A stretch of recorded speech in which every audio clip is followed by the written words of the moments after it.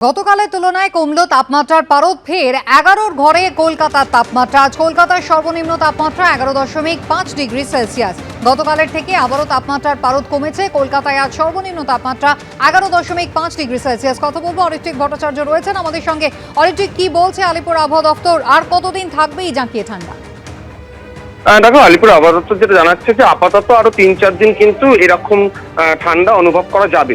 মূল বিষয়টা হচ্ছে গতকালকে থেকে যে তাপমাত্রা সামান্য কমলো এবং আগামীকাল যে সামান্য আবার বাড়বে না এমনটা নয়, কিন্তু যেটা বলা হচ্ছে যে এই 11 থেকে 13 এই রেঞ্জের মধ্যে আপাতত 3-4 দিন কলকাতার সর্বনিম্ন তাপমাত্রা ঘোরাফেরা করবে এবং জেলার তাপমাত্রা যেরকম 8 কোথাও 10 রয়েছে সেইটাও কিন্তু সেরকম ভাবেই বজায় থাকবে।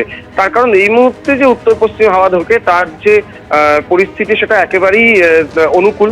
তার ফলে রাজ্য জুড়েই একটা শীতের পরিস্থিতি রয়েছে এবং মোটামুটি 14-15 জানুয়ারি পর্যন্ত এরকম একটা পরিস্থিতি বজায় থাকতে পারে।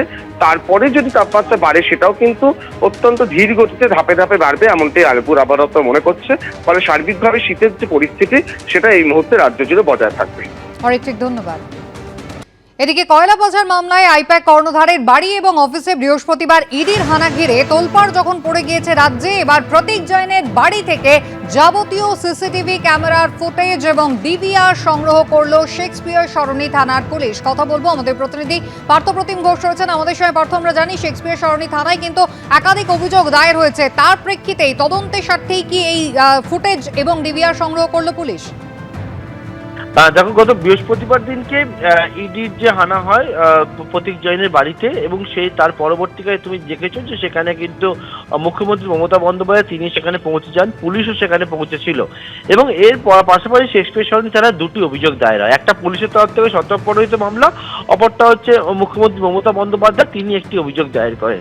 এবং এই যে দুটি অভিযোগ দায়ের হয়েছে সেই অভিযোগগুলোর পরিপ্রেক্ষিতেই কিন্তু পুলিশ সূত্রে আমি জানতে পারছি প্রতীক জৈনের লাউডন স্ট্রিটের যে বাড়ি রয়েছে সেই বাড়ির সিসি ক্যামেরা ফুটেজ পুলিশ খতিয়ে দেখার কাজ শুরু করেছে এবং সিসি ক্যামেরার যে ডিভিআর রয়েছে সেই ডিভিআরটাই তারা বাজেয়াপ্ত করেছে, সংগ্রহ করেছে শেক্সপিয়ার সরণি থানার পুলিশ।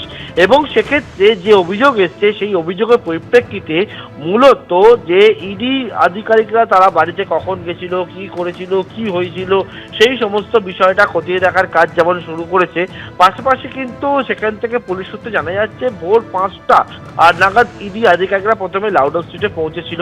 পুলিশের দাবি তাদেরকে কোনো রকমভাবে ইন্টিমেশন দেওয়া হয়নি। সকাল 11টার পর শেক্সপিয়ার সরণি থানার কাছে একটা মেল করে ইন্টিমেশন দেওয়া হয়েছে। অন্যদিকে যে অভিযোগ সেই অভিযোগের পরিপ্রেক্ষিতে ইতিমধ্যে ওই বাড়ির যিনি নিরাপত্তা রক্ষী, বাড়ির যিনি পরিচারিকা, এছাড়া কয়েকজন যারা বাসিন্দা তাদেরও বয়ান রেকর্ড করেছে শেক্সপিয়ার সরণি থানার পুলিশ, তেমনটাই কিন্তু পুলিশ সূত্রে আমি জানতে পারছি। অর্থাৎ প্রতীক জৈনের লাউডন স্ট্রিটের যে বাড়ি সেই বাড়ির যে সিসি ক্যামেরা তার যে ডিভিআর সেই ডিভিআর সংগ্রহ করেছে শেক্সপিয়ার সরণি থানার পুলিশ। পার্থ, ধন্যবাদ। এবিপি আনন্দ, এগিয়ে থাকে, এগিয়ে রাখে।